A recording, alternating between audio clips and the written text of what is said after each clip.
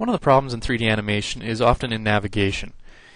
A lot of controls are there for zooming around of object, panning, arc rotating, but like in this scene created by Urban Simulations for a design visualization project, if I need to get inside of these buildings and actually set up furniture, start to lay things out, merely just get a feel for the space, life gets a lot more difficult as I try and move my viewport around. I ultimately usually end up building a camera in hand, moving the camera in one viewport while looking at what it sees in another.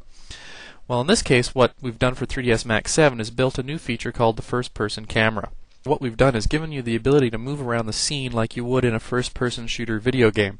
So in this case, all I have to do is hit the hotkey, which in this case is the up arrow. You'll see my icon has changed.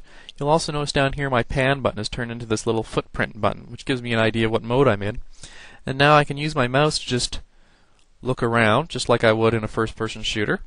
And then I can start to move around in my environment using the good old standard WASD keys. So let's say we want to go into the building. I just move up.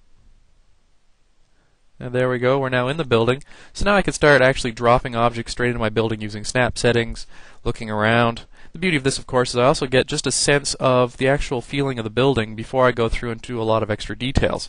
So it's actually quite a handy tool in this particular instance. Here we have a more commonly thought of situation for using the first-person camera. In this case, we have a game level. This level was created by Ubisoft for the game Prince of Persia, Sands of Time, and here you can see the prince's arm and sword as well. What I'm going to do is, again, just drop into first-person camera mode, and now I can run around inside this environment. Now here you can see the benefit of working in this methodology in a game level is that I can actually look around my game level in the same way that the game player will look at it and see where there might be any flaws, where I might want to make some changes, add a little more detail. I also just get a feel for what it's like to move through the environment.